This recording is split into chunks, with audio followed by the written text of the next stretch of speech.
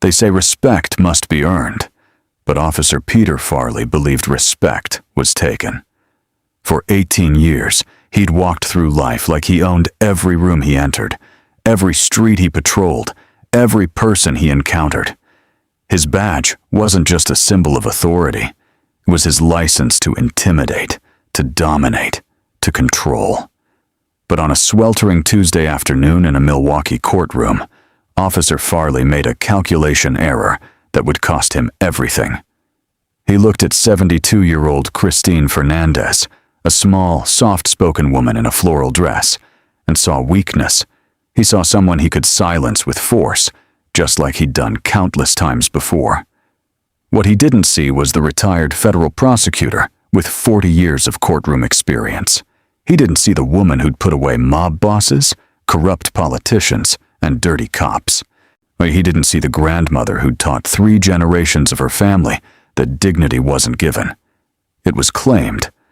And he certainly didn't see the trap closing around him until it was far too late.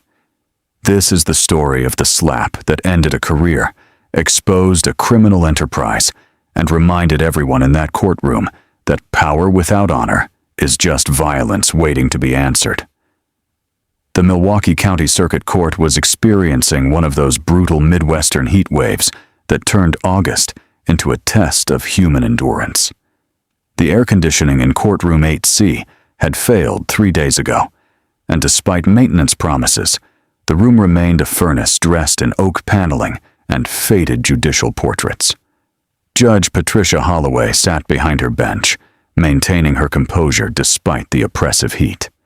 At 56, Aunt Holloway was one of the most respected judges in the Wisconsin circuit, known for her sharp, legal mind, her intolerance for theatrics, and her absolute refusal to let anyone, regardless of their position, disrespect her courtroom. She wore her judicial robes with the authority of someone who'd fought for every inch of respect in a system that hadn't been designed for black women to hold gavels. The case before her was State of Wisconsin versus Marcus Thompson, a drug possession charge that should have been straightforward but had become complicated when the defendant's mother claimed the drugs had been planted during the arrest.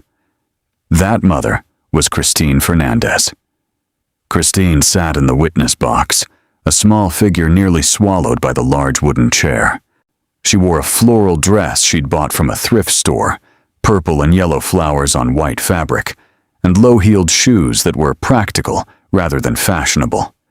Her silver hair was styled in a simple bun, and she wore reading glasses on a beaded chain around her neck.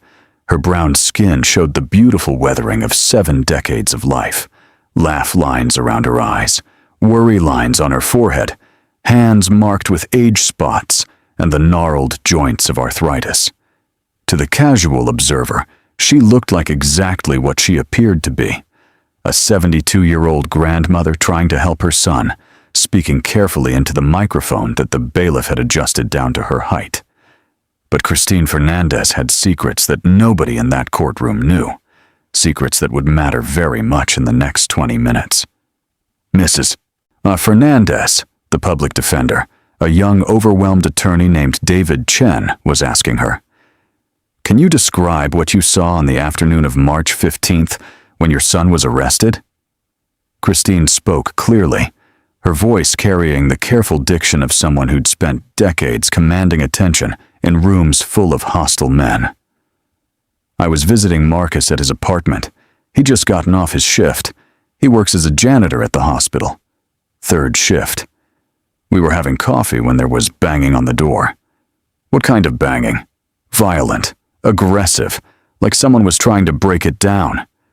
Marcus went to answer, and before he could even turn the deadbolt, the door crashed open. Officers came in with guns drawn, shouting. "How many officers?" "3. Officer Farley was leading them." At the defense table, Officer Peter Farley sat with his arms crossed, his face set in an expression of bored contempt. He wore his dress uniform, navy blue with commendations pinned across his chest like armor. At 43, Farley was entering the phase of his career where he should have been mentoring younger officers, setting an example of professionalism. Instead, he'd become the kind of cop that good officers avoided, the kind whose name came up in too many complaints, whose tactics were always justified, but somehow always involved violence. He was 6'4", built like a linebacker who'd let himself go slightly around the middle, with a buzz cut that showed off a scar above his right temple, a souvenir from a bar fight in his academy days that he'd spun into a heroic confrontation with a suspect. His face was ruddy, perpetually flushed, with small, mean eyes that tracked Christine's every movement with naked hostility. His attorney, a slick corporate type named James Whitmore, who specialized in defending police officers in civil and criminal proceedings, had advised him to look professional and detached. "Look bored," Whitmore had said. "Like this is beneath you. Like you're being persecuted by people who don't understand real police work." But Farley wasn't good at hiding his emotions. He radiated hostility, his jaw working as he chewed gum with aggressive, open-mouthed snaps that occasionally popped loud enough to be heard across the courtroom. "What happened after the officers entered?" Chen asked. "They threw Marcus to the ground immediately, face first onto the kitchen tile. One officer, I didn't see his name tag, put his knee on Marcus's back while another handcuffed him.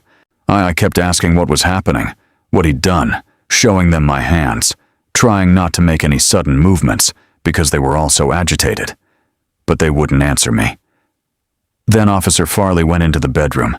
He was back there for maybe 3 or 4 minutes. Did he have a search warrant? No. When I asked to see it, he said he didn't need one. He said he smelled marijuana, and that gave him probable cause. But there was no marijuana, Your Honor. Marcus doesn't use drugs. He's in recovery. He's been clean for 7 years. He goes to NA meetings 3 times a week at St. Augustine's Church." "Objection," Whitmore said lazily, not even standing. "Hearsay regarding the son's supposed attendance at Narcotics Anonymous." "Sustained," Judge Holloway said. "The jury will disregard the witness's statement about NA meetings." "Mr. Chen, stick to what the witness personally observed." Chen nodded. "Mrs. Fernandez, what happened when Officer Farley came out of the bedroom?" Christine's voice remained steady, but her hands trembled slightly as she gripped the edge of the witness box. "He was holding a clear plastic bag with orange prescription pills in it. He said he'd found it under Marcus's mattress, hidden in the box spring. He said Marcus was a drug dealer, but I know that's not true." "How do you know?" "Because I'd helped Marcus change his sheets that very morning. It was Sunday. I come over every Sunday to help him clean the apartment because he works nights, and sometimes he's too tired. I'd stripped the bed completely. I'd moved the mattress to vacuum under the bed frame. There was nothing under it. Nothing hidden in the box spring, and just dust and a couple of old magazines." "Objection!" Whitmore was on his feet now. "Speculation. The witness cannot possibly know whether drugs were hidden in a location she didn't thoroughly search." "Your Honor," Chen countered, "the witness is testifying to what she personally observed, or didn't observe, when she moved the mattress that morning." "Overruled," Judge Holloway said. "The witness may testify to her observations. Continue, Mr. Chen." Farley snorted audibly, loud enough for the jury to hear. He shook his head with exaggerated disbelief, making sure the jury saw his contempt. Judge Holloway's eyes cut to him like a laser. "Officer Farley, you will control yourself in my courtroom, or I will have you removed." Farley smirked, but said nothing, holding up his hands in mock surrender. Chen continued. "Mrs. Fernandez, based on what you observed that morning, was there anything under or inside your son's mattress?" "No, nothing at all." "And based on what you witnessed, do you believe the drugs Officer Farley claimed to find were actually there before he entered the bedroom?"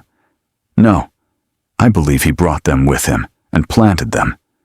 The courtroom erupted in whispers. Several of the jurors looked shocked. Others looked intrigued. The gallery, filled with community members who'd heard rumors about Farley for years, leaned forward, energized.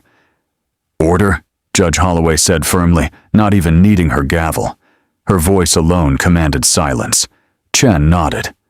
"No further questions, Your Honor." Judge Holloway looked at the defense table. "Mr. Whitmore, your witness." Whitmore stood slowly, buttoning his suit jacket with theatrical precision. He was a man in his early 50s who'd made a fortune defending indefensible cops, using technicalities and character assassination to muddy waters until juries gave up and acquitted. He approached the witness box with the predatory confidence of a shark circling wounded prey. "Mrs. Fernandez," he began, his voice dripping with false courtesy. "You love your son very much, don't you?" "Yes, of course." "You'd do anything to help him, wouldn't you?" "I'd do anything legal and right to help him, yes. Including lying under oath if it meant keeping him out of prison." "Objection." Chen was on his feet. "Counsel is badgering the witness and impugning her character without basis." "Overruled," Judge Holloway said.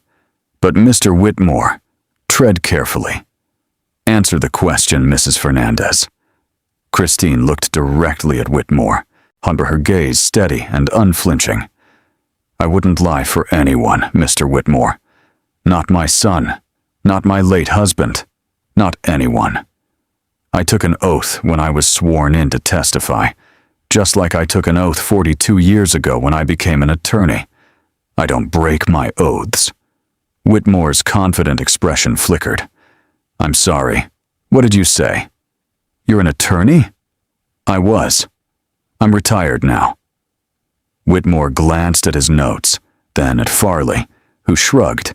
He clearly hadn't bothered to research the witness beyond her name and age. Whitmore was flying blind now, but he recovered quickly. "What kind of attorney were you, Mrs. Fernandez?" "A federal prosecutor. I worked for the United States Attorney's Office for the Eastern District of Wisconsin for 42 years. I retired 5 years ago."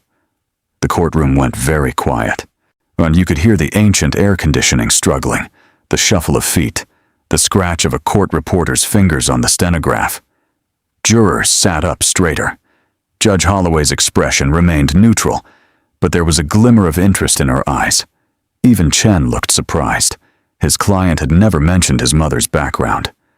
Whitmore recovered, adapting his strategy on the fly. "Well, that's quite impressive, Mrs. Fernandez. So you understand how the criminal justice system works?" "Yes." "Very well. Then you understand that police officers are given discretion in how they conduct investigations." "I understand that police officers must operate within the constraints of the Constitution, specifically the Fourth Amendment, which prohibits unreasonable searches and seizures.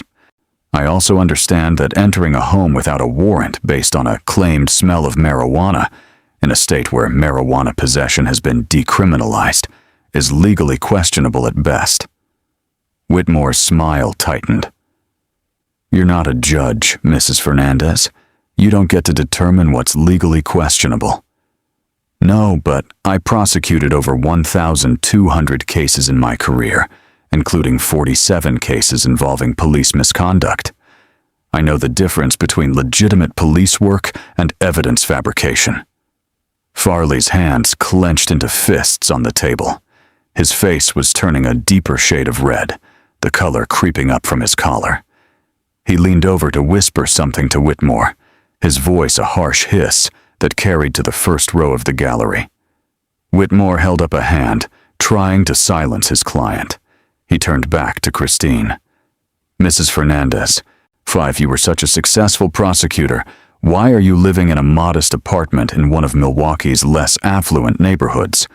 Why are you spending your retirement helping your son, a convicted felon, change his sheets?" It was a calculated insult, designed to diminish her credibility by suggesting either financial failure or questionable judgment. Christine's expression didn't change. Her voice remained level, professional. "I live where I live because I choose to live in the community where I was born and raised. My apartment is modest because I believe in living within my means and donating the rest of my pension to scholarship funds for underprivileged students. I help my son because that's what family does. We support each other, especially during difficult times.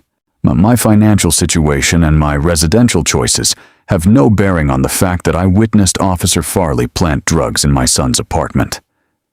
You keep saying that, but you have no proof, no video, no photographs, no other witnesses corroborating your story. I have my testimony, given under oath, and I have 42 years of experience recognizing when someone is lying and when someone is telling the truth. Officer Farley turned off his body camera before entering that apartment. The other two officers didn't have cameras activated. That alone should tell you everything you need to know about their intentions. The courtroom erupted in whispers again. Several jurors were nodding. The gallery was buzzing with energy. Judge Holloway raised her hand, bringing instant silence. While I will not warn this court again about disruptions, Whitmore tried a different angle. Mrs. Fernandez, you're aware that your son has a prior conviction, correct? Possession with intent to distribute from 2015. Yes, I'm aware. He was addicted to painkillers after a workplace injury. He made mistakes. He took responsibility, served his time, completed treatment, and has been clean for 7 years. So you admit he's a drug user with a history of, he was a drug user. He's in recovery. There's a difference. And if you'd spent any time actually understanding addiction instead of using it to score points, you'd know that. Several people in the gallery actually applauded. Judge Holloway shot them a withering look, and they immediately stopped. Whitmore's professional veneer was cracking. He glanced at his notes.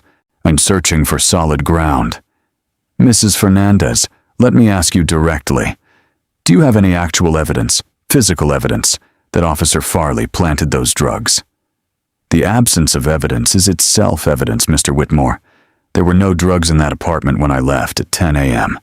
Officer Farley entered the bedroom alone, without supervision, without video recording, and emerged claiming to have found drugs. Either those drugs spontaneously materialized, or he brought them with him. Or your son was hiding them and you simply didn't see them. I moved that mattress completely off the bed frame. I vacuumed underneath. I'm 72 years old with arthritis. I don't do unnecessary physical labor. If there had been drugs hidden in that box spring, I would have seen them, felt them, or heard them rattling. Farley suddenly stood up, his chair scraping loudly against the floor. His attorney grabbed his arm, trying to pull him back down, but Farley shook him off violently. Your Honor, Farley said, his voice loud and aggressive, barely controlled rage vibrating through every syllable. I'd like to address this witness directly. Judge Holloway's expression went ice cold. Officer Farley, sit down. Now. With respect, Your Honor, this woman is slandering me.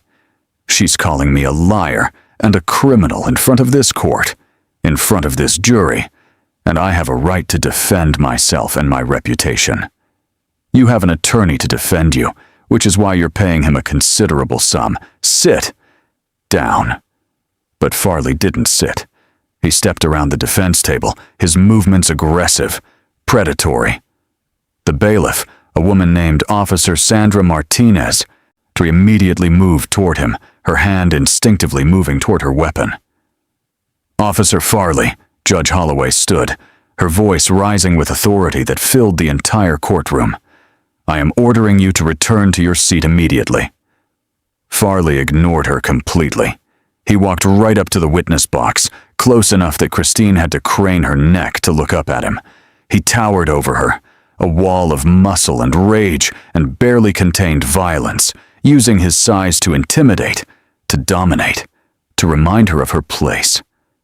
You think you're smart, old woman? Farley said, his voice dripping with contempt and something uglier, racial hostility that he'd spent his entire career pretending didn't exist. You think you can waltz in here with your fancy prosecutor credentials and your uppity attitude and make me look bad in front of these people? Officer Farley? Judge Holloway was coming down from the bench, her robes billowing. Step away from the witness immediately, or I will have you removed by force." Martinez was moving in, but Farley waved her off with one massive hand. "Stay back, Sandra. I'm just having a conversation." "Your son is a drug dealer," Farley continued, leaning down so his face was inches from Christine's. His breath smelled of coffee and the spearmint gum he was still aggressively chewing. "He's a piece of garbage, just like his mother. You come from nothing. You people live in nothing. And you'll always be nothing. The only reason you got anywhere in life is because of quotas and diversity hires. You didn't earn that prosecutor job. It was handed to you." The courtroom collectively gasped. Several jurors' mouths fell open. Even Whitmore looked horrified, knowing his client had just committed career suicide on the record. Christine didn't flinch. She looked up at this towering, hateful man, and her voice came out steady and clear. "Officer Farley, you can insult me all you want. You can try to intimidate me. But the truth doesn't change. You planted evidence to justify an illegal search. You've done it before, and you'll do it again unless someone stops you." "You don't know what truth is," Farley snarled. "You people never do. You lie, you steal, you deal drugs, and then you cry victim when real cops try to clean up your mess." "Officer Farley," Judge Holloway was nearly at the witness box now. "You are in contempt of court." "Officer Martinez, restrain this man!" Farley whirled on the judge, his finger jabbing toward her. "Don't you order me around. I've been protecting this city for 18 years, while you sit up there in your robe playing God. I know what happens on the streets. I know what these people are like." "What people, Officer Farley?" Judge Holloway asked, her voice dropping to a dangerous quiet. "Please, enlighten us. What people?" Farley realized his mistake too late. His mouth worked, trying to find words that would walk back the implication. But there were none. He turned back to Christine, his rage finding a target. "Your son is guilty. You know it. I know it. And you sitting here, lying under oath, trying to destroy a good cop's career because you can't accept that you raised a failure." "My son is not a failure," Christine said, her voice rising for the first time. "He's a survivor. He's a man who made mistakes and owned them. He's a man who works hard, who's trying to rebuild his life. And you tried to destroy him because it's easy. Because men like you have been destroying men like him for generations, and nobody stops you." "Shut your mouth," Farley roared, and then he slapped her. The sound was like a thunderclap in the silent courtroom. Farley's palm connected with Christine's left cheek with brutal force. Her head snapped to the side. Her glasses flew off her face, the beaded chain snapping, scattering tiny blue beads across the witness box floor like scattered tears. She stumbled backward in the chair, her hand flying to her face, a small cry of pain escaping her lips.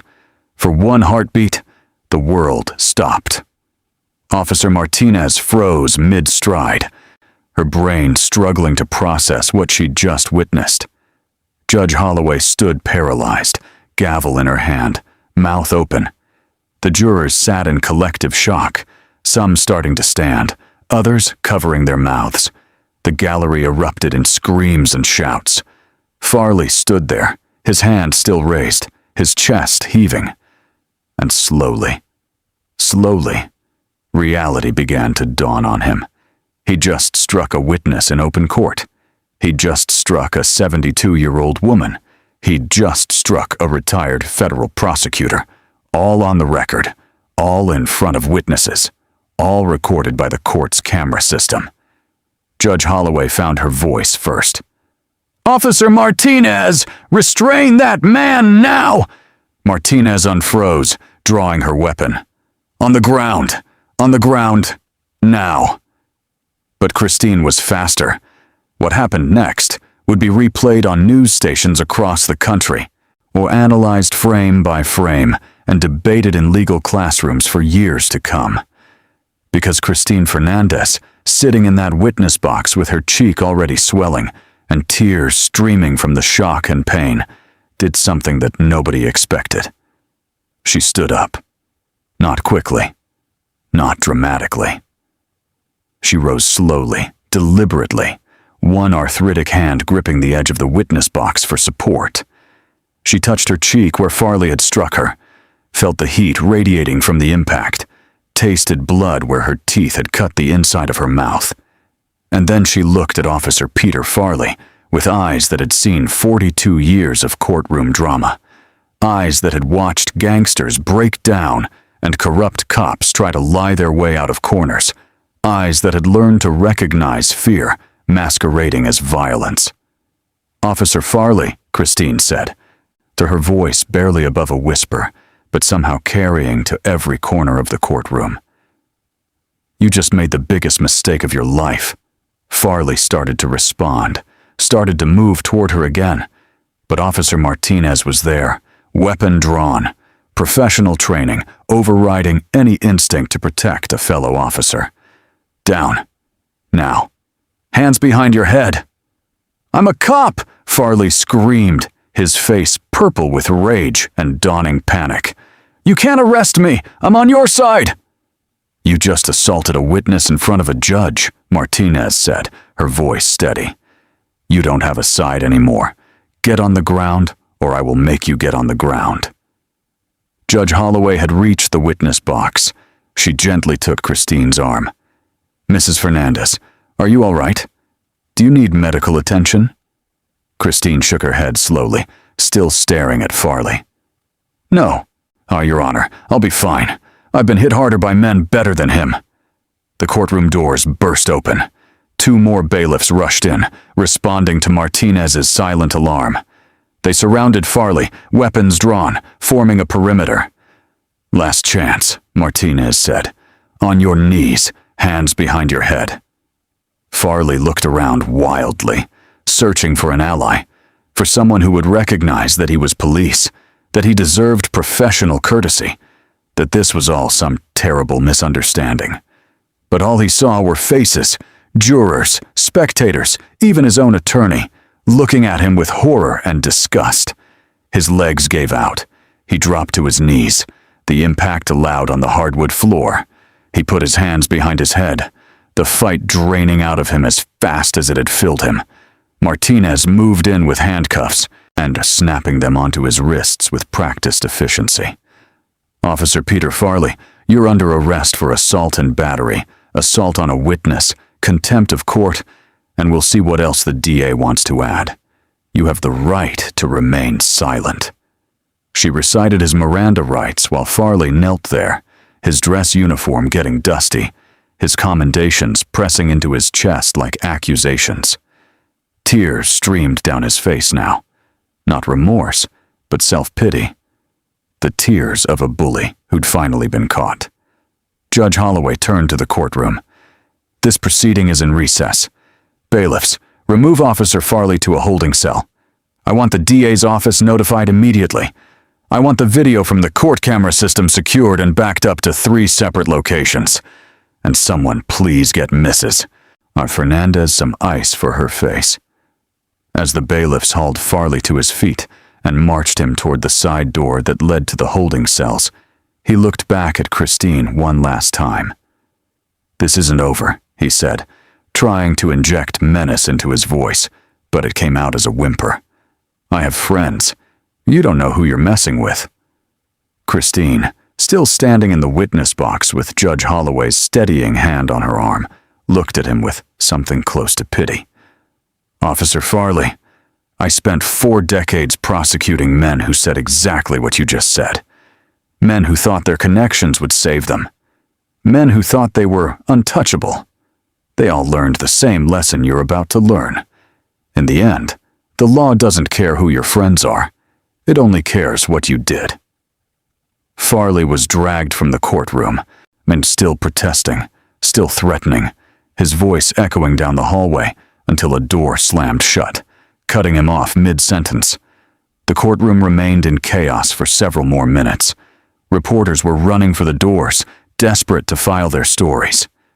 Jurors were being escorted out by court staff, given instructions that they were not to discuss what they'd seen. Spectators were talking over each other, phones out, already posting to social media. Judge Holloway waited for some semblance of order, then addressed the room. This court will reconvene in 3 days. The charges against Marcus Thompson are suspended, pending a full investigation into Officer Farley's conduct, not just in this case, but in every case he's ever worked. Mr. Chen, your motion to dismiss based on evidence tampering is preliminarily granted. We will hold a formal hearing once the investigation is complete. Chen stood, still in shock. Thank you, Your Honor. Don't thank me. Thank Mrs. Fernandez for having the courage to tell the truth and for surviving that attack with grace. Judge Holloway turned to Christine. Mrs. Fernandez, I want you examined by a doctor. I also want you to know that I will personally ensure that Officer Farley faces the fullest extent of the law for what he did. Christine nodded. Thank you, Your Honor. But I don't need revenge. I just need justice. You'll have both, Judge Holloway promised. As the courtroom finally began to empty, David Chen approached Christine, who was being attended to by a paramedic who'd been called up from the ground floor. Mrs. Fernandez, I'm sorry. I should have prepared you better. I should have warned you that Farley was volatile. Christine held up a hand, stopping him. Mr. Chen, you're a good attorney doing difficult work with insufficient resources. What happened today wasn't your fault. It was the culmination of 18 years of Officer Farley believing he was untouchable. He would have shown his true colors eventually. He assaulted you, Chen said, his voice breaking. In court. In front of everyone. Yes. And now everyone knows exactly who he is. That's worth a swollen cheek. The paramedic finished his examination. Ma'am, you have significant facial bruising and possibly a loose tooth. I'd recommend you come to the hospital for x-rays to rule out a fractured cheekbone. I'll go, Christine said. But first, I need to see my son. Marcus Thompson had been returned to the holding cell behind the courtroom during the chaos. Chen arranged for Christine to be escorted back to see him. Marcus was sitting on the bench in the cell, his head in his hands, when his mother appeared on the other side of the bars. He looked up, saw her bruised face, and tears immediately started flowing. Mom, oh God. Mom, I'm so sorry. This is my fault. If I didn't have that record, if I hadn't. Marcus, Christine said firmly. Look at me. This is not your fault. This is Peter Farley's fault. He chose to plant evidence. He chose to lie. He chose to assault me. Those were his choices, not yours. He hit you because of me. He hit me because he's a coward who ran out of arguments and defaulted to violence. That's on him, not you. She reached through the bars, taking his hands. Baby, you're going to be free. The charges are being dropped. The judge is investigating all of Farley's cases. You're coming home. Marcus sobbed, pressing his forehead against the bars. I don't deserve you, Mom. We don't always get what we deserve, mijo. Sometimes we get what we need. And you need a second chance. A real one, without dirty cops planting evidence. You've got it now. They stayed like that for several minutes, mother and son, separated by bars that would soon be opened, united by love that couldn't be broken by any system, any injustice, any violence. Finally, Christine pulled back, wiping her eyes. I have to go to the hospital, but I'll be back tonight. And tomorrow, we're going to have breakfast at that little place you like, the one with the good French toast. My treat. I love you, Mom. I love you too, baby, always. The assault of Christine Fernandez by Officer Peter Farley became the top story in Milwaukee within an hour. By evening, it was trending nationally. The court camera footage, clear, damning, undeniable, was played on every news channel, on every social media platform, in every conversation across the city. The video showed everything. Farley's aggressive approach, his racist tirade, you people, his looming intimidation, and the brutal slap that knocked a 72-year-old woman's glasses off her face. It was impossible to spin, impossible to justify, impossible to dismiss. By 8 p.m. that night, Milwaukee Police Chief Marcus Davenport called an emergency press conference. Chief Davenport was a black man in his late 50s who'd spent 35 years rising through the ranks of a department that hadn't made it easy for him. He was known as a reformer, someone who genuinely wanted to rebuild trust between police and the communities they served. But he was also a political realist who knew that sometimes you had to sacrifice one officer to save the institution. Tonight was one of those times. "Ladies and gentlemen," Davenport said, standing at a podium bristling with microphones, camera flashes popping like lightning. "This afternoon, Officer Peter Farley of the Milwaukee Police Department committed an act of violence that violates every oath, every principle, and every standard that we hold dear. I've reviewed the video footage from the courtroom. There is no ambiguity. There is no gray area. Officer Farley assaulted an elderly witness during court proceedings." He paused, letting that sink in. "Effective immediately, Officer Farley has been terminated from the Milwaukee Police Department. He will face criminal charges for assault. Additionally, I am ordering a comprehensive review of every case Officer Farley has worked in his 18 years with this department. If evidence tampering is found in any of those cases, those convictions will be referred to the DA's office for potential exoneration." A reporter shouted out, "Chief Davenport, how many cases are we talking about?" "Officer Farley has made approximately 340 arrests resulting in convictions during his tenure. Every single one will be examined." Another reporter, "Is the department investigating other officers who may have worked with Farley?" "Yes. This is not just about one bad apple. This is about a potential pattern of misconduct that may have involved multiple officers. I've requested that the FBI's Civil Rights Division assist with this investigation." "Chief, do you believe Officer Farley is a racist?" Davenport's jaw tightened. "I believe Officer Farley's actions and words today speak for themselves. The use of the phrase, 'you people,' in reference to Mrs. Fernandez and her son, combined with his history of disproportionately targeting minority suspects, suggests a pattern that will be thoroughly examined." The press conference went on for 30 more minutes, but the message was clear. Peter Farley was being thrown to the wolves, and the department was scrambling to distance itself from him as fast as possible. Meanwhile, in the county holding facility, Peter Farley sat in a cell very different from the one where Marcus Thompson had spent months awaiting trial. This cell was in the sensitive population unit, segregated from the general population, because former cops didn't last long in Gen Pop. Other inmates had a special hatred for police officers, especially ones accused of planting evidence and assaulting old ladies. Farley sat on the metal bench, his head in his hands, still in his dress uniform, though they'd taken his belt and bootlaces.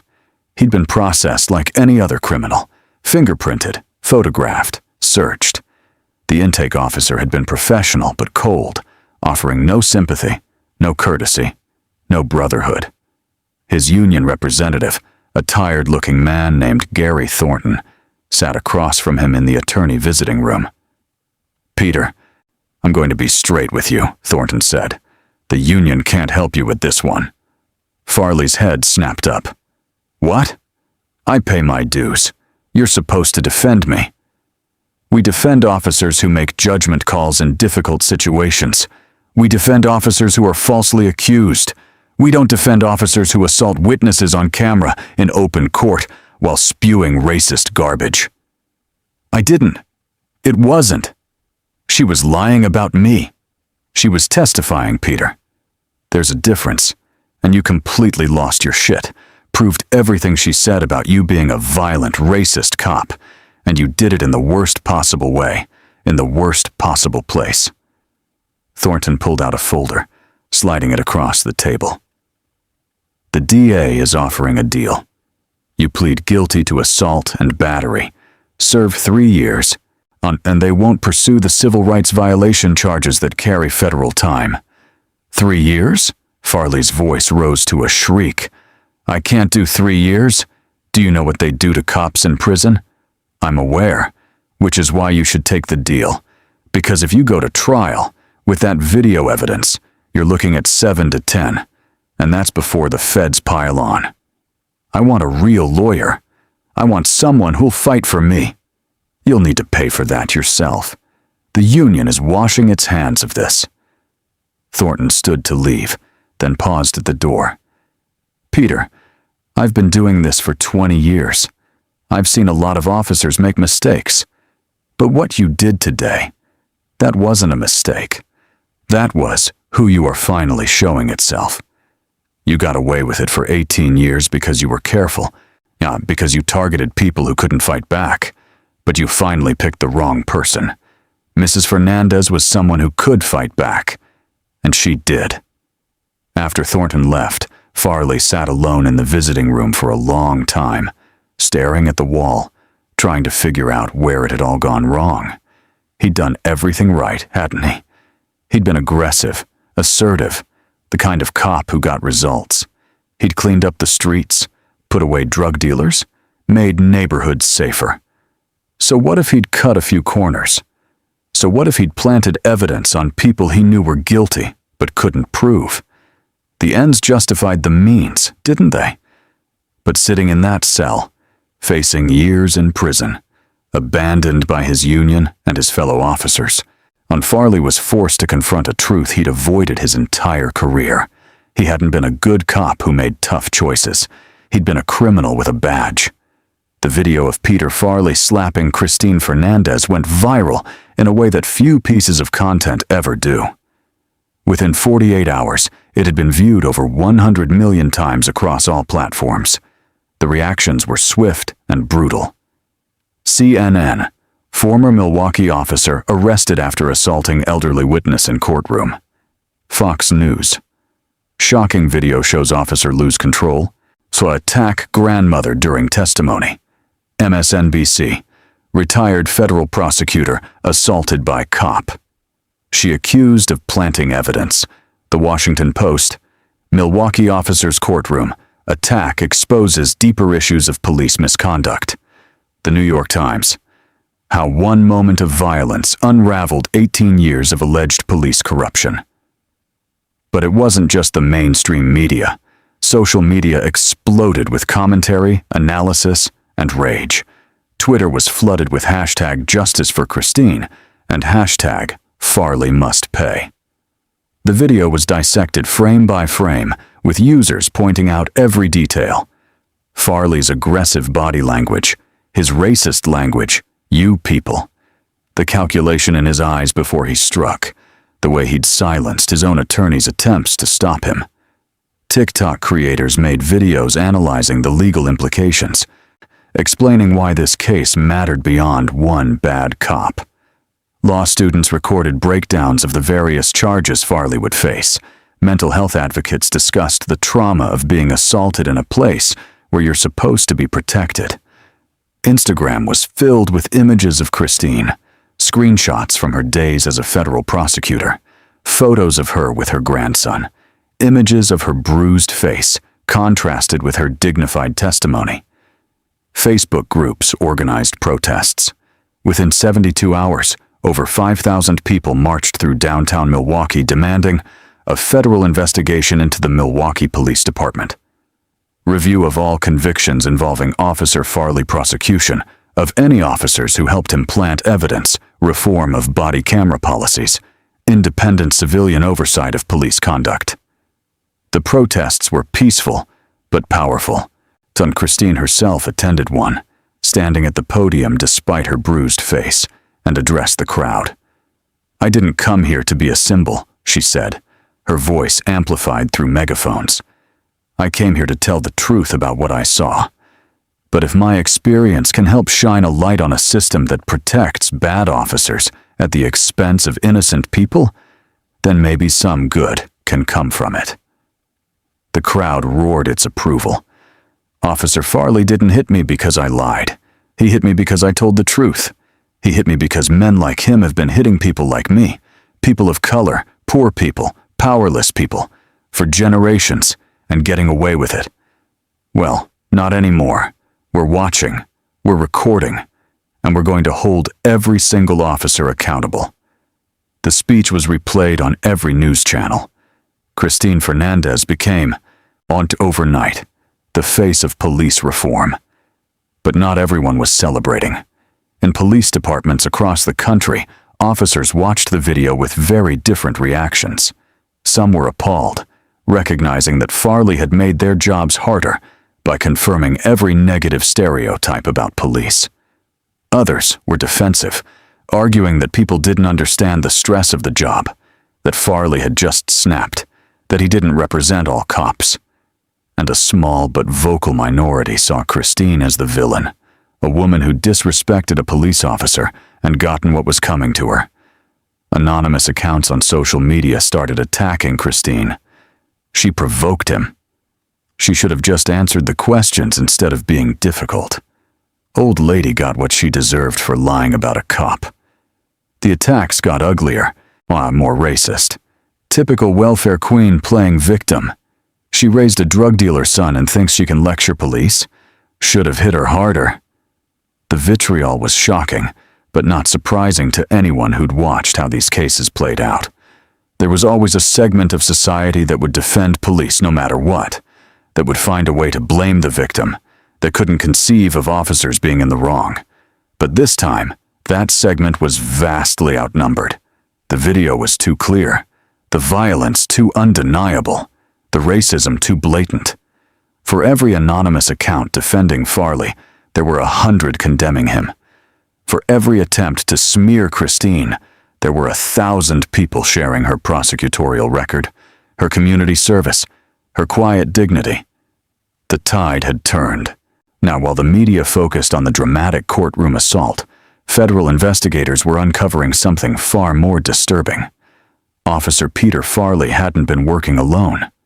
FBI Special Agent Monica Delgado had been assigned to lead the investigation into Farley's 340 arrest cases.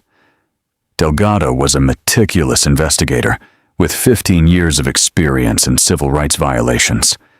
She'd taken down corrupt sheriffs in Alabama, dirty cops in Chicago, and entire departments in small towns where police misconduct had become the norm. But what she found in Milwaukee was something different. It was organized, systematic, a machine designed to generate arrests, secure convictions, and advance careers, all built on a foundation of planted evidence and fabricated reports. This isn't one bad cop, Delgado told her team during a briefing 3 weeks into the investigation. This is a network. She clicked through a PowerPoint presentation showing the connections she'd uncovered. Officer Peter Farley, lead narcotics investigator, made 340 arrests, 89% conviction rate.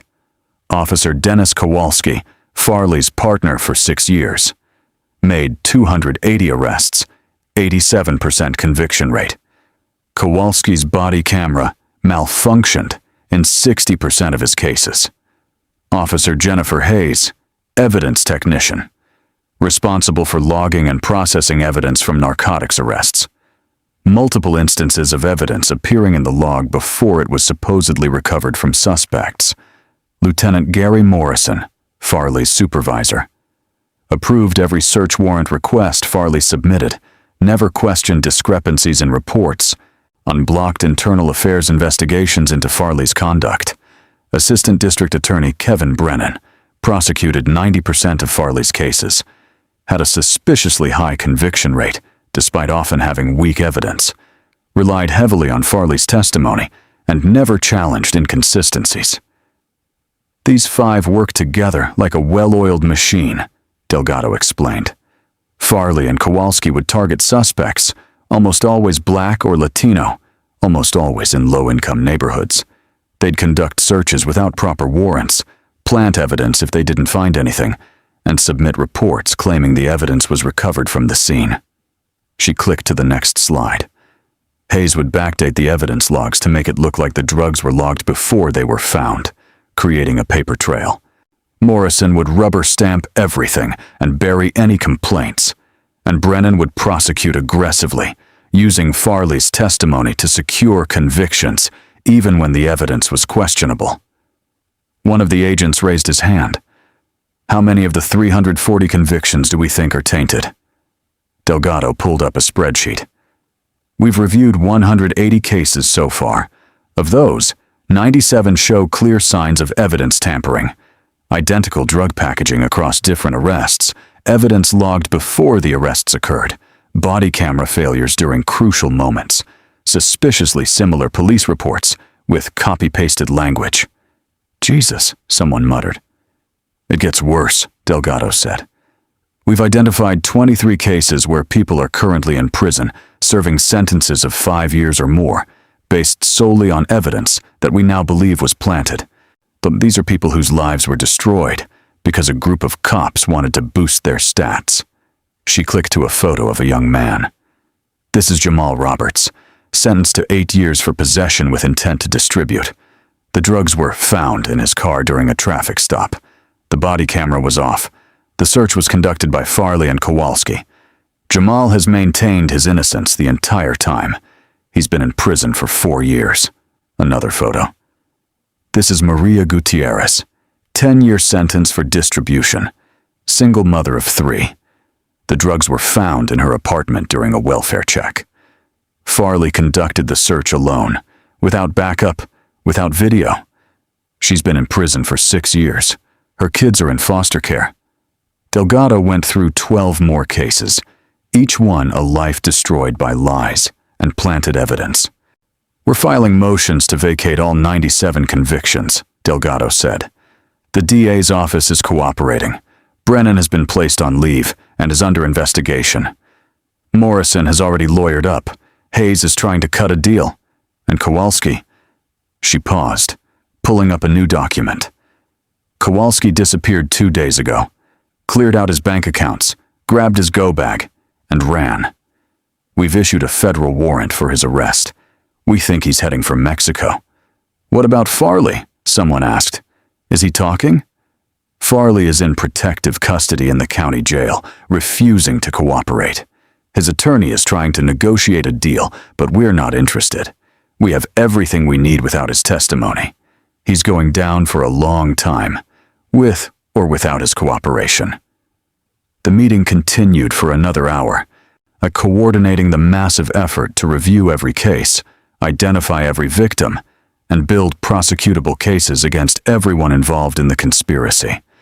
It was overwhelming work, emotionally draining work, but it was necessary work, because somewhere in a prison cell, Jamal Roberts was sitting, serving time for a crime he didn't commit, believing that nobody cared, that the system had forgotten him. He was wrong. Justice was coming. Slowly, imperfectly, but inevitably. The legal proceedings against Officer Peter Farley and his co-conspirators began 6 months after the courtroom assault. The delay was necessary to complete the federal investigation, review all the evidence, and coordinate with the multiple jurisdictions involved. And Farley faced 3 separate trials: state trial for assault, the courtroom attack on Christine Fernandez, federal trial for civil rights violations, systematic targeting of minority suspects, federal trial for conspiracy, the evidence-planting scheme. The state assault trial came first. It was the simplest case to prove, since there was crystal-clear video evidence of the crime. The trial lasted only 3 days. The prosecution presented the courtroom video, testimony from Judge Holloway, testimony from Officer Martinez, and medical records showing Christine's injuries: a fractured cheekbone, a chipped tooth, soft tissue damage, and psychological trauma. Christine herself testified again, describing the fear and humiliation of being assaulted in a place where she was supposed to be protected by the law. "Well, I've been in courtrooms for 42 years, she told the jury, her voice steady despite the trembling in her hands. "I've faced mob assassins. I've faced corrupt politicians. I've faced men who threatened to kill me and my family. But I never thought I'd be assaulted by someone wearing a badge in a courtroom in front of a judge. Officer Farley didn't just hit me. He shattered my faith that the system I dedicated my life to actually works. The defense tried to argue temporary insanity, claiming Farley had suffered a psychotic break under stress. But the prosecution played the audio from the moments before the assault, where Farley calmly calculated his approach, chose his words carefully to provoke, and showed clear consciousness of his actions. The jury deliberated for 90 minutes, guilty on all counts: assault and battery, assault on a witness, contempt of court. Judge Holloway, who'd recused herself from presiding over the trial but attended as a witness, was in the courtroom when the verdict was read. She looked at Farley with an expression of profound disappointment. Sentencing was set for 2 weeks later. The federal civil rights trial was more complex. It required proving a pattern of behavior, demonstrating intent to deprive citizens of their constitutional rights, and showing that Farley's actions were motivated by racial animus. Special Agent Delgado testified for 2 full days, walking the jury through the investigation's findings. 89% of Farley's arrests were of Black or Latino suspects, despite the district being only 45% minority in 67% of cases. Why Farley's body camera was malfunctioning or turned off, Farley had used the phrase "you people" in at least 15 recorded interactions with suspects, and Witnesses Internal Affairs had received 43 complaints against Farley over 18 years. But Lieutenant Morrison had dismissed or downgraded 41 of them. The prosecution called victim after victim, men and women who'd been stopped, searched, arrested, and convicted based on evidence they swore had been planted. Their stories were remarkably similar: traffic stops for minor infractions, aggressive questioning, claims of smelling marijuana, searches conducted without consent, drugs found in convenient locations, body cameras mysteriously off, convictions secured based solely on Farley's testimony. One of the most powerful witnesses was Jamal Roberts, who'd been released from prison after his conviction was vacated. Jamal was 28 now, but looked older, worn down by 4 years in a maximum security facility for a crime he hadn't committed. He'd lost his job, his apartment, his girlfriend, and 4 years of his life. "I kept telling them I didn't have drugs," Jamal testified, his voice breaking. "I kept saying they could search my car. I had nothing to hide. But Officer Farley told me to shut up, said people like me always lie. He searched the trunk while his partner watched me. When he came back, he was holding a baggie of pills, saying he'd found it under my spare tire. But I'd just changed that tire a week before. There was nothing there." "Did you try to fight the charges?" the prosecutor asked. "I couldn't afford a real lawyer. The public defender told me to take a plea deal because the jury would never believe me over a cop. But I refused. I said I'd rather go to trial and lose than admit to something I didn't do. So we went to trial, and the jury convicted me in 45 minutes. How did you feel when you learned your conviction was being vacated?" Jamal looked at the jury, tears streaming down his face. "I felt angry. I felt relieved, but mostly I felt sad, because I'm one of the lucky ones. I got out. But how many others are still in there? How many people are sitting in cells right now because cops like Farley decided their stats were more important than the truth?" The defense argued that Farley was simply doing his job, that the high arrest rate of minorities reflected crime patterns in those communities, that the body camera failures were technical issues, not deliberate attempts to hide misconduct. But the mountain of evidence was insurmountable.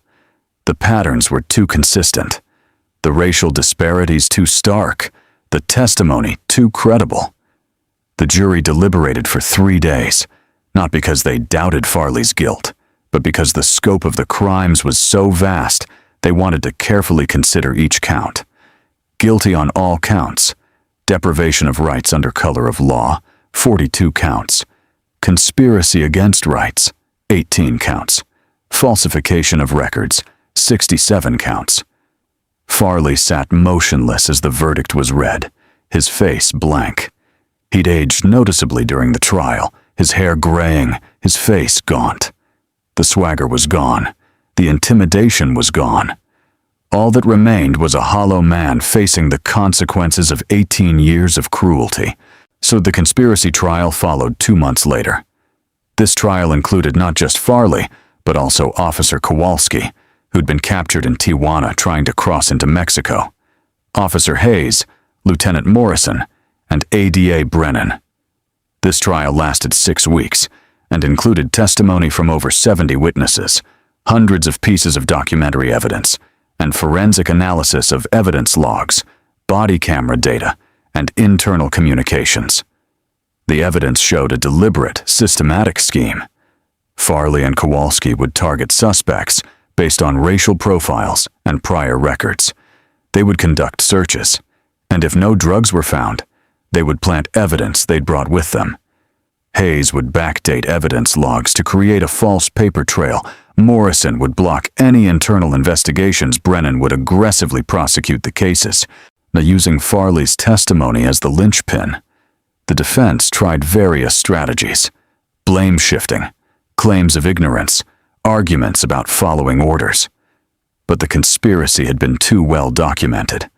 Text messages between the defendants showed their awareness of what they were doing. Intercepted phone calls revealed jokes about planting crops and gardening in suspects' cars. The jury convicted all 5 defendants on all counts. The sentencing hearing for Officer Peter Farley took place on a cold January morning, 14 months after he'd slapped Christine Fernandez in open court.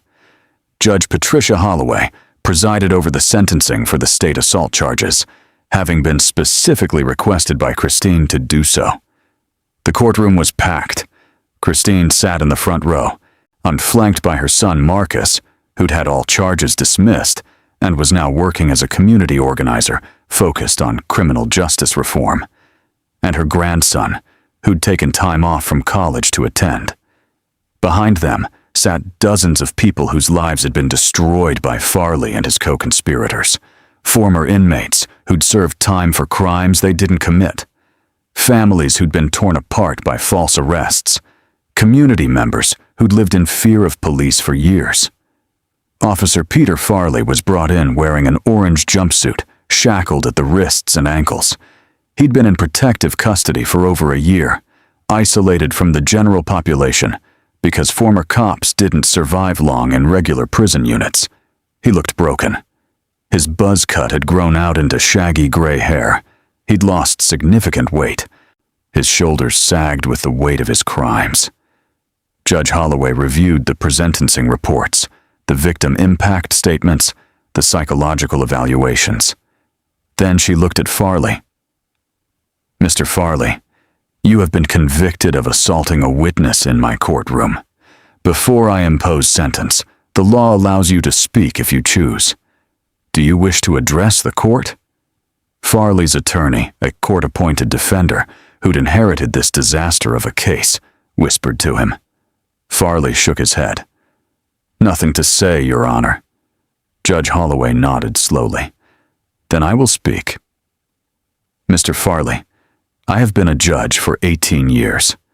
I have seen defendants of every type: violent criminals, white-collar fraudsters, addicts, gang members. But I have rarely seen someone who abused a position of public trust as thoroughly and as callously as you have." She paused, letting her words sink in. "You were given a badge and a gun and told to protect the community. Instead, you used those tools to terrorize the very people you were sworn to serve. You planted evidence. You falsified reports. You targeted people based on their race. And when someone finally had the courage to call you out, you responded with violence." Farley kept his eyes on the floor. "Mrs. Fernandez is a remarkable woman," Judge Holloway continued. "She dedicated 42 years of her life to the pursuit of justice. She put away rapists, murderers, and corrupt officials. She did so with grace, with intelligence, and with unwavering integrity. And you assaulted her because she threatened to expose you for what you are, a coward, and a criminal with a badge. Several people in the gallery nodded. For the crime of assault and battery, you could receive up to 5 years. For assault on a witness, up to 7 years. For contempt of court, up to 6 months. These sentences can run concurrently or consecutively at my discretion. Judge Holloway leaned forward. Mr. Farley, I am sentencing you to the maximum on each count, to run consecutively. That is a total of 12.5 years in state prison. You will be eligible for parole after serving 85% of your sentence, approximately 10.5 years. When you are released from state custody, you will begin your federal sentence for civil rights violations. Farley's knees buckled slightly, but the bailiffs held him upright. Furthermore, I am recommending that you serve your time in a general population facility, not protective custody. You wanted to be treated like a real cop, like someone who commanded respect. Well, now you'll have the opportunity to be treated like everyone else you put in prison. Several people in the gallery gasped. Sending a former cop to Gen Pop was essentially a death sentence. Inmates would find out who he was, and prison justice would be swift and brutal. Farley's attorney stood. Your Honor, I know exactly what it is, Counselor. Mr. Farley treated his victims like animals. Let him see what it feels like to be treated the same way.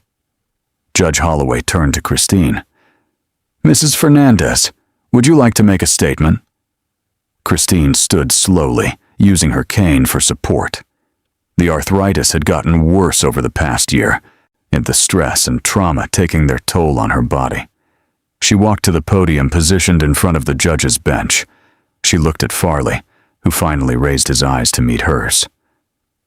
Officer Farley, Christine said, her voice steady but soft. I forgive you.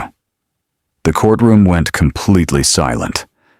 No one had expected this. I forgive you not because what you did was okay. It wasn't. I forgive you because carrying hate in my heart for you would hurt me more than it would hurt you. You took enough from me already. You're not taking my peace. Tears began streaming down Farley's face. But forgiving you doesn't mean there shouldn't be consequences. You destroyed lives. You betrayed the public trust. You used your badge to oppress people who couldn't fight back. And yes, saw you hit me, an elderly woman, in open court because I told the truth about you. She paused, her own eyes glistening. I hope you use your time in prison to reflect on what you've done. I hope you think about Jamal Roberts, who lost 4 years of his life. I hope you think about Maria Gutierrez, whose children grew up without their mother. I hope you think about the hundreds of people you targeted, arrested, and convicted based on lies. She leaned forward slightly. And I hope, when you finally get out, that you spend the rest of your life trying to make amends. Not because it will undo what you did, but because it's the right thing to do. Christine turned and walked back to her seat. The courtroom remained silent until she sat down, and then applause broke out, tentative at first, then building into a thunderous ovation. Judge Holloway didn't stop it this time. She let the community celebrate this moment of justice, this rare instance where the system actually worked the way it was supposed to. When the applause finally died down, Judge Holloway banged her gavel. This court is adjourned. Bailiffs, remove the defendant. As Farley was led away, he looked back one last time at Christine Fernandez. His lips moved, forming 2 words. I'm sorry. Whether he meant it, whether he'd actually learned anything, remained to be seen. But for now, justice had been served. 3 months later, Peter Farley appeared in federal court for sentencing on the civil rights and conspiracy charges. Federal Judge Raymond Martinez presided, a stern man who'd spent 30 years on the bench and had developed a reputation for harsh sentences in civil rights cases. The federal guidelines recommended 15 to 20 years for the charges Farley had been convicted of, but Judge Martinez had discretion to go higher, and based on the presentencing report, That's exactly what he planned to do. "Mr. Farley," Judge Martinez said, looking down from the bench at the broken man in the orange jumpsuit, "your crimes represent a fundamental betrayal of the Constitution you swore to uphold. You didn't just violate the rights of individual citizens. You undermined the legitimacy of law enforcement itself. You made every good officer's job harder. You gave credence to every critic who says the system is rigged against minorities." He shuffled papers, reviewing the sentencing calculation. "The guidelines recommend 15 to 20 years. However, I'm applying several upward adjustments. Abuse of a position of trust, targeting vulnerable victims, systematic pattern of conduct, and obstruction of justice. After all adjustments, I am sentencing you to 32 years in federal prison, to begin after you complete your state sentence." 44.5 years total. Farley was 43 years old. If he served even 75% of that sentence, he'd be in his mid-80s before being released. Additionally, Judge Martinez continued, "You are ordered to pay restitution to the 97 victims whose convictions were vacated as a result of your evidence tampering. The total restitution amount is $3.4 million, representing lost wages, emotional distress, and legal fees. Your pension will be garnished, and any assets will be seized to pay this debt." Farley would die in prison, penniless and disgraced. The other co-conspirators received similar sentences. Officer Dennis Kowalski, 28 years federal, 8 years state, to run consecutively. Officer Jennifer Hayes, 15 years federal. She'd cooperated with investigators, providing testimony against the others. Lieutenant Gary Morrison, 20 years federal for conspiracy and obstruction. ADA Kevin Brennan, 18 years. Federal, disbarred, stripped of his law license.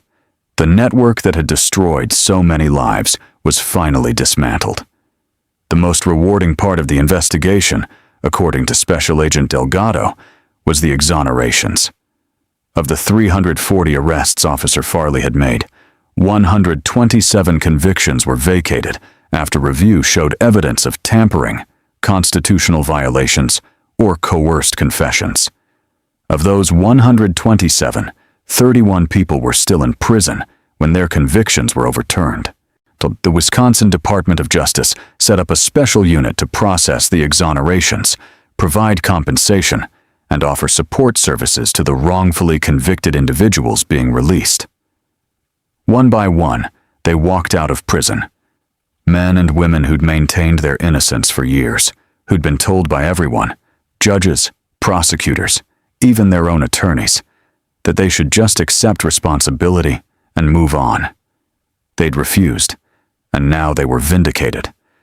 Jamal Roberts was one of the first released. He'd served 4 years of an 8-year sentence. When he walked out of the prison gates, his mother and 3 sisters were waiting. "I never stopped believing you," his mother said, crushing him in a hug. "I know, Mama," Jamal said, tears streaming down his face. "I know." Maria Gutierrez had served 6 years of a 10-year sentence. She'd missed her daughter's quinceañera, her son's graduation, and her youngest child's first words. When she was released, her children, now 11, 15, and 17, ran to her, and they collapsed together on the prison parking lot, crying and laughing and holding each other. "Mama's home," Maria whispered, kissing each of their heads. "Mama's finally home." Each exoneration came with a settlement from the city of Milwaukee, ranging from $50,000 to $250,000 depending on how long they'd been imprisoned. It wasn't enough, could never be enough, but it was a start. The city also offered free counseling, job placement services, and housing assistance. Again, inadequate, but better than nothing.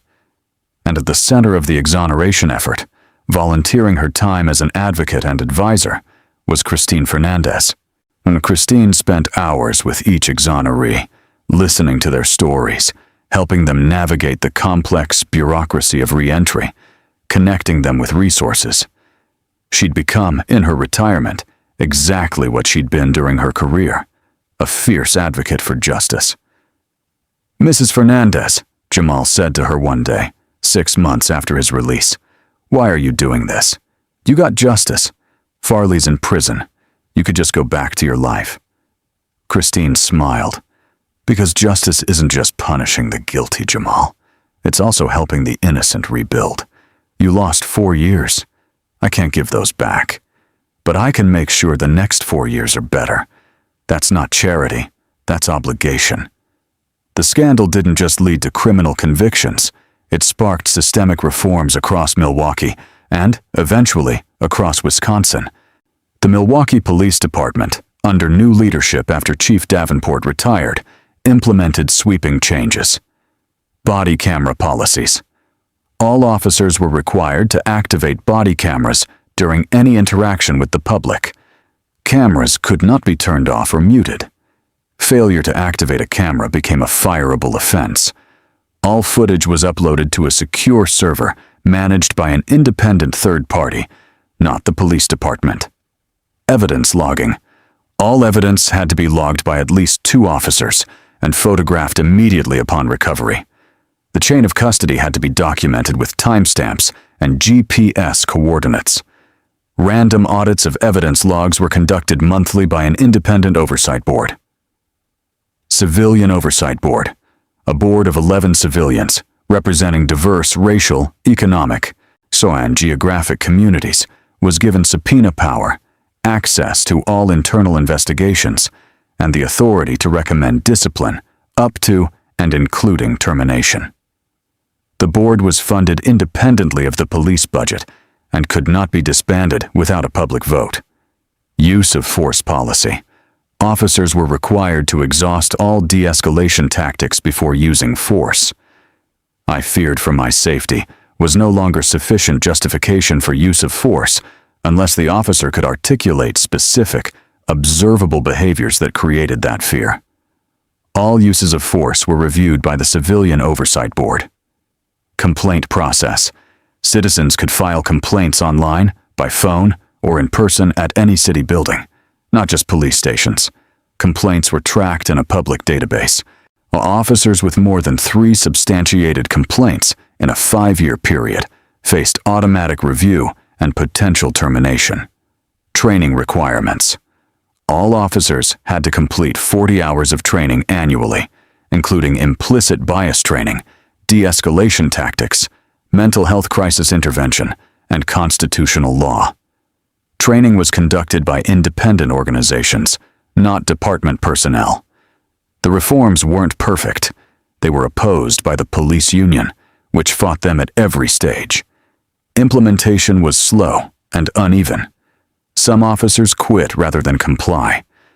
But slowly, measurably, things began to change. Complaint rates dropped. Use of force incidents declined. Community trust, measured through annual surveys, began to improve for the first time in decades. And other cities watched Milwaukee's reforms and began implementing similar policies. Wisconsin passed state legislation requiring body cameras for all officers. The federal government, under pressure from civil rights organizations, increased funding for independent oversight mechanisms. The change was slow, incomplete, frustrating, but it was real. It was a sunny Tuesday morning in August, 5 years after Peter Farley had slapped Christine Fernandez in open court. Christine, now 77, walked slowly through the doors of the Milwaukee Justice Center, a new facility that combined social services, legal aid, and community resources all under one roof. The center had been named after her, though she'd protested the honor, saying there were others more deserving. But the city had insisted. The Christine Fernandez Justice Center stood as a monument to what could happen when one person had the courage to speak the truth, even when it was dangerous. Christine made her way to the 3rd floor, where her grandson had an office. Carlos Fernandez had graduated from law school 2 years ago and was now working as a public defender, representing the same kinds of clients his grandmother once prosecuted. "Abuela," Carlos hugged her gently, mindful of her arthritis. "You didn't have to come all this way." "I wanted to," Christine said, settling into the chair across from his desk. "How's your caseload?" "Overwhelming," Carlos admitted, "but good. We're winning cases we never would have won 5 years ago because now juries actually question police testimony. Your case changed that." Christine waved her hand dismissively. "So it wasn't just my case. It was everyone who came forward. It was Jamal and Maria and all the others who refused to stay silent." "Speaking of Jamal," Carlos said, grinning, "he's starting nursing school next month. Got into the program at Marquette. Full scholarship." "That's wonderful," Christine said, genuinely delighted. "He's going to be amazing." Carlos's expression turned more serious. "Abuela, I got a call yesterday from someone you know." "Oh? Peter Farley." Christine's smile faded. "What did he want?" "He's in year 5 of his sentence. He's been in protective custody the whole time because Gen Pop was too dangerous. He's different, according to the chaplain. He's been attending religious services, taking classes, working in the prison library. The chaplain says it seems genuine, keen not just an act to get better treatment. And he wants to meet with you. He wants to apologize. Face to face, not through a lawyer or a letter. The chaplain says he spent 5 years thinking about what he did, and he wants to try to make amends, even though he knows he can't undo the harm." Christine was quiet for a long time, looking out the window at the city skyline. "Do you think I should go?" she finally asked. "I think only you can answer that, Abuela. But I will say this. You taught me that justice isn't just punishment. It's also redemption, when redemption is earned. Maybe Farley has earned it. Maybe he hasn't. But you won't know unless you meet with him." Christine nodded slowly. "Set it up. I'll go." 2 weeks later, Christine sat in a sterile visiting room at the Walpon Correctional Institution, waiting. So Carlos sat beside her, there for support, but letting her take the lead. Peter Farley shuffled in, his ankles shackled, his wrists cuffed. He'd aged dramatically. His hair was completely white now, his face deeply lined. He looked like an old man, though he was only 48. He sat down across from Christine, separated by a plexiglass partition. He picked up the phone on his side. Christine picked up hers. For a long moment, they just looked at each other. "Mrs. Fernandez," Farley finally said, his voice hoarse. "Thank you for coming. I know you didn't have to." "No, I didn't," Christine agreed. "I've been thinking about what to say to you for 5 years. I've written hundreds of letters and thrown them all away because they all sounded like excuses. So I'm just going to say it plainly. I'm sorry. I'm sorry for what I did to you. I'm sorry for what I did to your son. I'm sorry for what I did to all the people I hurt in my career." Tears were streaming down his face. "I can't undo it. I can't give back the years I stole. I can't erase the trauma. I know that.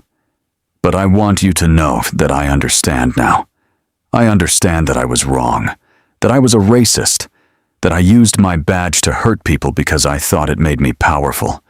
I was a monster, and I'm trying every day to become something better." Christine listened without interruption. "I don't expect you to forgive me," Farley continued. "I don't deserve it. But I wanted you to know that your words at my sentencing, when you said you forgave me, that stuck with me. It made me think that maybe, if someone I'd hurt that badly could forgive me, maybe I could forgive myself enough to try to be better." He wiped his eyes with his cuffed hands. "I'm taking classes. I'm studying law. I know I'll never practice. I'm disbarred, and I'll be an old man when I get out. But I'm learning about the rights I violated, the lives I destroyed. When I get out, if I live that long, I'm going to spend whatever time I have left advocating for the people I hurt. It won't be enough, It'll never be enough, but it's all I can do." Christine was quiet, processing his words, searching his face for signs of manipulation or insincerity. But all she saw was brokenness and genuine remorse. "Officer Farley," she finally said, "I meant what I said 5 years ago. I forgave you because carrying hate would hurt me more than it would hurt you. That hasn't changed." Farley nodded, fresh tears flowing. "But," Christine continued, "forgiveness doesn't mean trust. You hurt too many people. You destroyed too many lives. You can't earn back my trust or anyone else's with words. You can only earn it with years of consistent action, of genuinely changed behavior. I know. So here's what I'm going to tell you. When you get out, if you get out, come find me. If I'm still alive, if I'm still capable, I'll help you. I'll help you find a way to make amends, not because you deserve it, but because everyone deserves a chance at redemption if they're willing to do the work." Farley looked stunned. "You would help me?" "I would help the person you're trying to become. The person you were? That person can rot. But the person you're trying to be? That person might be able to do some good in the world." She stood to leave, then paused. "One more thing. Officer Farley, you said you've been studying law? Good. Study the cases of the people you hurt. Learn their names. Learn their stories. Not just as names in a file, but as human beings. Because until you truly understand what you took from them, you haven't really changed. You've just learned to feel guilty." "Yes, ma'am," Farley whispered. "I will." Christine hung up the phone and walked out, Carlos beside her. "Do you think he meant it?" Carlos asked as they walked to the car. "I think he wants to mean it," Christine said. "Whether he follows through, whether he actually does the work, only time will tell. But I'm choosing to believe that people can change, even people who've done terrible things. Because if I don't believe that, then what was the point of dedicating my life to a justice system that's supposed to rehabilitate, not just punish?" They drove back to Milwaukee in comfortable silence, the sun setting over the city, painting the sky in shades of orange and purple.